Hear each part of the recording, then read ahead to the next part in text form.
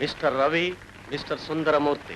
No, అమ్మాయిల్ని కుమారి అని సంబోధించారు కనుక అబ్బాయిల్ని కుమారుడు అని పిలవాల్సిందే. నో అనడానికి వీల్లేదు. అవును, కుమారుడే అనాలి.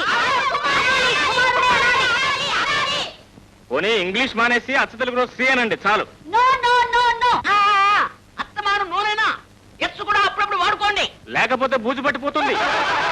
పెళ్లి కాని వాళ్ళని ఇంగ్లీష్ లో మిస్, మిస్టర్ అని సమానంగా పిలిచినట్టు తెలుగులో కూడా కుమారి, కుమారుడు అని సమానంగా పిలవటం మర్యాద.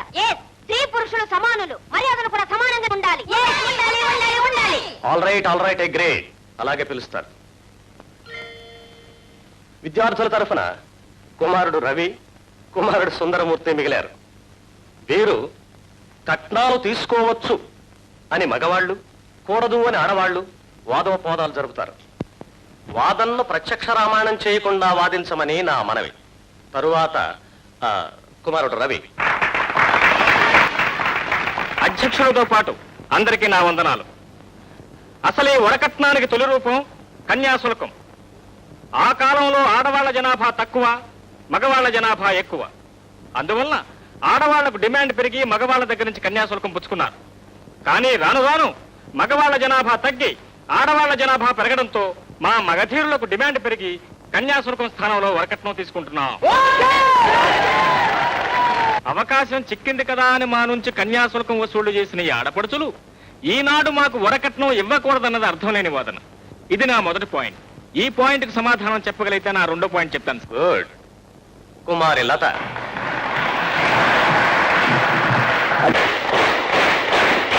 అందరికీ నా నమస్కారాలు. మీకు కాదండి, రవి గారు ఎకనామిక్స్ విద్యార్థిలా ఉన్నారు. అందుకే వస్తువులో లాగా మనుషుల్లో కూడా సప్లై అండ్ డిమాండ్ సిద్ధాంతాన్ని ప్రవేశపెట్టారు. అయినా వారన్నట్టు ఒక్కప్పుడు మా స్త్రీలు కన్యాశుల్కం తీసుకున్న మాట వాస్తవమే. కానీ ఆ కన్యాశుల్కంతో పాటు సతీ సహగమనం కూడా, అంటే భర్త చనిపోతే భార్య కూడా అతనితో పాటు సజీవంగా నిప్పుల పడి కాలిపోవడం కూడా ఉందన్న సంగతి ద గ్రేట్ రవి గారు మర్చిపోయారు. కట్నం తీసుకునే వాళ్ళు పతి సహగమనం చేస్తారా? కట్నం కోసం కాలిపోవడం మాతరంగా తల్లు. మీరు మమ్మల్ని డబ్బిచ్చుకున్న రోజుల్లో ఈమె నా మనిషి అనే గుర్తు కోసం తాళి కట్టారు. కానీ ఈ రోజుల్లో వరకట్నం ఇచ్చి మిమ్మల్ని మేం కొంటున్నాం కనుక ఇక తాళి మీరు కట్టించుకోవాలి. అవును, కట్నానికి అమ్ముడు పోయేవాడు తాళి కట్టించుకోవాలి. అవును, ఆడది పెళ్ళైన దగ్గర నుంచి పిల్లల్ని కనడం పెంచడమే తప్ప కుటుంబానికి ఆర్థిక ఏ విధంగా సహాయపడలేకపోతుంది. ఈ లోటు తీర్చుకోవడం కోసమే పెళ్లితో పాటు కట్నం కూడా తీసుకొచ్చి కుటుంబ భారంలో భాగస్వామి.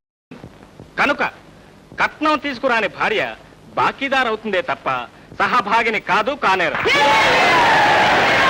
అవును, ఎలా అవుతుంది? ఆడది తన భర్త ప్రతి రూపాన్ని కడుపులో భద్రపరిచి నవమాసాలు మోసి రక్తాన్ని రంగరించి ప్రాణాన్ని పాలుగా మార్చి మరో తరానికి ఊపిరి పోస్తుంది. ఆ మాతృమూర్తికి విలువ కట్టగలిగేవాడు ఉండడు సరికదా? ఆ ఆది శక్తిని. Mister Ravi, mister Sundaramurthy. No, అమ్మాయిల్ని కుమారి అని సంబోధించారు కనుక అబ్బాయిల్ని కుమారుడు అని పిలవాల్సిందే. నో అనడానికి వీల్లేదు. అవును, కుమారుడే అనాలి. పోనీ ఇంగ్లీష్ మానేసి అచ్చ తెలుగులో శ్రీ అనండి చాలు. No no no no. అత్తమానం నోనైనా ఎచ్చు కూడా అప్పుడప్పుడు వాడుకోండి, లేకపోతే బూజు పట్టిపోతుంది. పెళ్లి కాని వాళ్ళని ఇంగ్లీష్ లో మిస్, మిస్టర్ అని సమానంగా పిలిచినట్టు తెలుగులో కూడా కుమారి, కుమారుడు అని సమానంగా పిలవటం మర్యాద. స్త్రీ పురుషులు సమానులు, మర్యాదలు కూడా సమానంగా ఉండాలి. ఆల్ రైట్ గ్రేట్, అలాగే పిలుస్తారు. విద్యార్థుల తరఫున కుమారుడు రవి, కుమారుడు సుందరమూర్తి మిగిలారు. వీరు కట్నాలు తీసుకోవచ్చు అని మగవాళ్ళు, కూడదు అని ఆడవాళ్లు వాదోపవాదాలు జరుపుతారు. వాదనను ప్రత్యక్ష రామాయణం చేయకుండా వాదించమని నా మనవి. తరువాత కుమారుడు రవి. అధ్యక్షులతో పాటు అందరికీ నా వందనాలు. అసలే వరకట్నానికి తొలి రూపం కన్యాశుల్కం. ఆ కాలంలో ఆడవాళ్ల జనాభా తక్కువ, మగవాళ్ల జనాభా ఎక్కువ. అందువల్ల ఆడవాళ్లకు డిమాండ్ పెరిగి మగవాళ్ల దగ్గర నుంచి కన్యాశుల్కం పుచ్చుకున్నారు. కానీ రాను రాను మగవాళ్ల జనాభా తగ్గి ఆడవాళ్ల జనాభా పెరగడంతో మా మగధీరులకు డిమాండ్ పెరిగి కన్యాశుల్కం స్థానంలో వరకట్నం తీసుకుంటున్నాం. అవకాశం చిక్కింది కదా అని మా నుంచి కన్యాశుల్కం వసూళ్లు చేసిన ఈ ఆడపడుచులు ఈనాడు మాకు వరకట్నం ఇవ్వకూడదన్నది అర్థం లేని వాదన. ఇది నా మొదటి పాయింట్. ఈ పాయింట్కి సమాధానం చెప్పగలిగితే నా రెండో పాయింట్ చెప్తాను. గుడ్. కుమారి లత.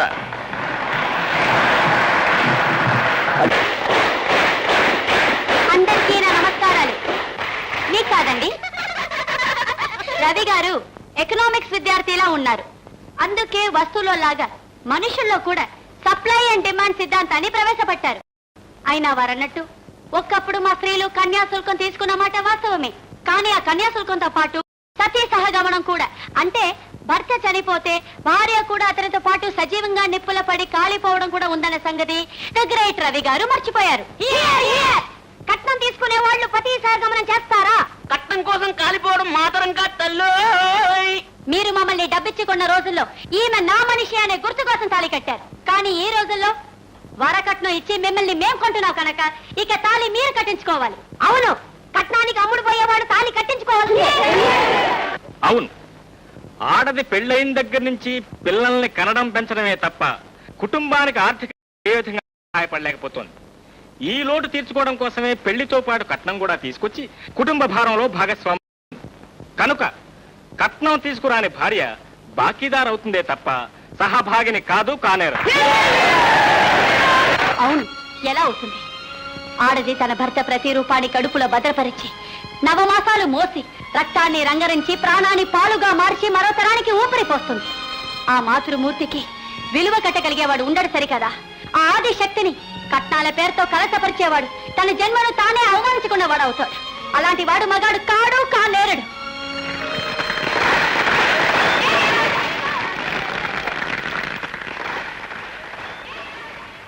ఈ పోటీలలో అందరి హృదయాలు కదిలేలా వాదించి ఒప్పించిన కుమారి లతకు ప్రథమ బహుమతి ఇవ్వడమైనది. లత! కట్నాలు! లత! కట్నాలు! లత!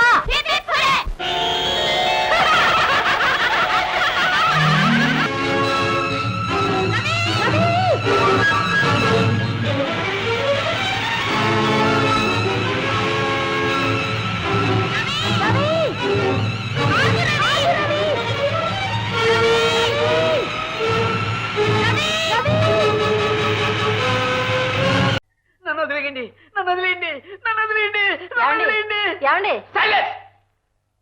నువ్వా? ఇవాళ ఆదివారం నా ఇష్టం వచ్చినంతసేపు నిద్రపోతానని చెప్పాను, నిన్ను లేపద్దని చెప్పాను. చెప్పానా లేదా? వద్దు, నువ్వు కూర్చోవద్దు, నేనే నిలబడతాను. ఏమిటి? ఈ గడియారం గంట క్రితం 6 అయిందండి. ఆ. ఇప్పుడు చూస్తే 7 అయింది. ఇది పనిచేస్తుందో లేదా కాస్త చూసి చెప్తారని లేపాను. గంట క్రితం 6 అయితే ఇప్పుడు 7 కాక 16 అవుతుందే. 16 అవుతుందే. నీ అతి తెలివి అక్కుబట్టులేతికెళ్ళా. ఆ దేవుడు నీకు బుర్రిచ్చింది దూకోవడానికి తప్ప ఆలోచించడానికి లేదు. ఏమిటంటున్నారు? ఏం లేదు, నీకు మంచి ఆలోచన వచ్చిందని మెచ్చుకుంటున్నాను. ఈ గడియారం పనిచేస్తోంది. అలాగా? ఆ తలాడింపు చూడు, అర్థం గంగిరెద్ది టైపు. ఆ మొహం మాత్రం ముట్టె చెక్కేసిన గవిడి ఏది మొహం అంత అందంగా తగలలేదు. ఏమిటంటున్నారు? ఏం లేదు, ఇవాళ నీ అందం నా అరచేతి మందంలో ఉందంటున్నాను. అవ్వండి, నా సిగ్గేస్తుంది. తోసి నీ సిగ్గు చెమడా. ఏమండి? చేతి చెయ్యి వేయకుండా చెప్పవే నా ఇత్తడి కొండ. ఊళ్ళోకి సర్కస్ వచ్చింది. ఆ. సాయంత్రం వెళదామా? వద్దే, అక్కడ ఏనుగుల మధ్య తప్పిపోతావు నువ్వు. వెళదామంటున్నారా? పెళ్ళాన్ని వెంటేసుకుని సర్కసులకి షికార్లకి వెళ్ళేంత అదృష్టమే నాకు. సైకిల్ ఎక్కించుకుంటే రిమ్ము విరుగుతుంది. ఒక రిక్షాలో ఇద్దరం పట్టాం. పోనీ నడిచెడదామంటే 1/2 మైలు దూరం 6 నెలల కాలం నడుస్తావు. చీ. ఇందాక ఎవరినో చంపేసినట్టు కాలొచ్చింది. పొరపాటున లేదన్నాను. అవునని ఒప్పేసుకుని ఊరేయించుకున్నా. నీతో కాపరం కంటే సుఖంగా తగలడేది. చెరుగ్గళ్ళ అమ్మాయిని చేసుకుందాం అనుకున్నాను. 6 మణుగుల చింతపండు బస్తాలు దొరికావు. దానికి తోడు చెట్టు అంతా చెవుడు. ఏమిటి మీలో మీరే కొనుక్కుంటున్నారు? సర్కస్కి వెళదామా? వెళదాం, తప్పుతుందే. టాక్సీని పిలిచినట్టు లారీని పిలుస్తా. వెళదాం. అబ్బా, మీరెంత మంచారండి. ఎంత ముద్దస్తున్నారు. నీ ముద్దుకి నీ పెట్టు వదలవే. 3 యువకులు విరిగి ముగ్గు అయిపోయాయి. సైలెన్స్.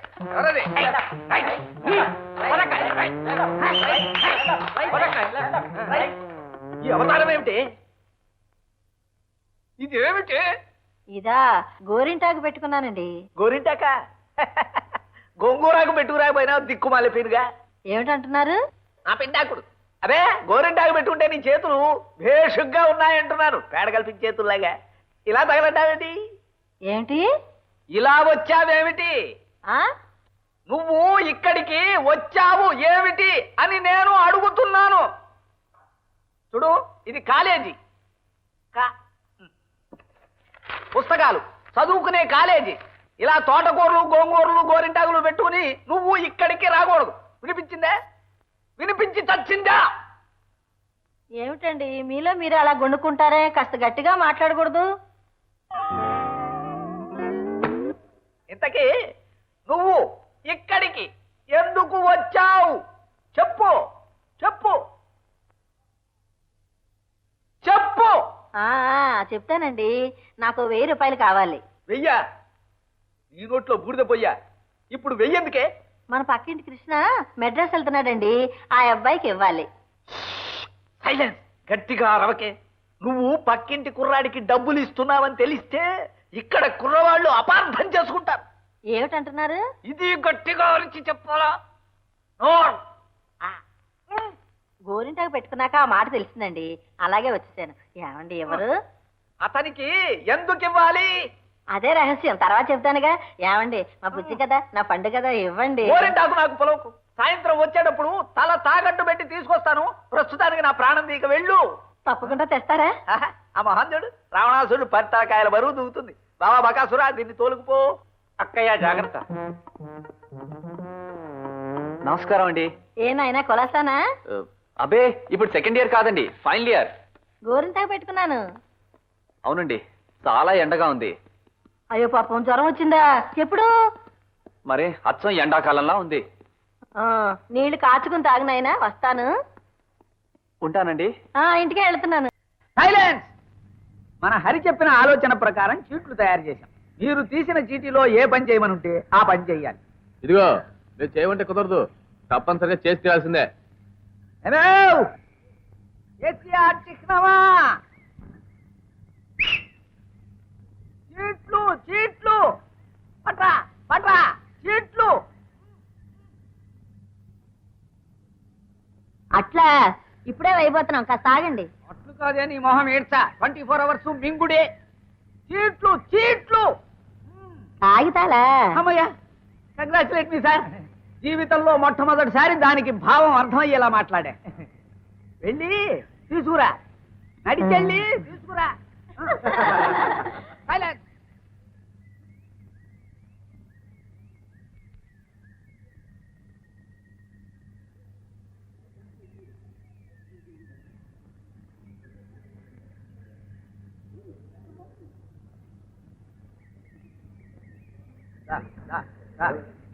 మొత్తానికి గొన్నె అణుగులాగా మోసుకుంటూ వచ్చావు. వదిలే. ఏమిట్రా ఇది? పూతరేకులు అనుకున్నావా? ఆ అక్కకి తమ్ముడు కదా, అడ్డమైన గడ్డి తినేయటమే. చూడండి, ముందు ఇక్కడ ఈ అమ్మాయి నుంచి మొదలెడదాం. నువ్వు చిట్టి తీయమ్మా. పడేసావేంటి? ఏముంది అందులో? నీకు నచ్చిన మనిషితో పాట పాడు. Very good. ఇంకే పాడే. నేను రెడీ. లే.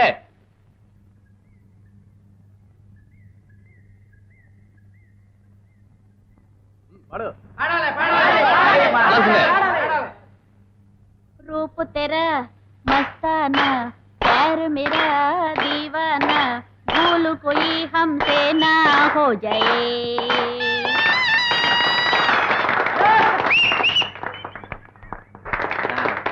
నువ్వు చిట్టిది.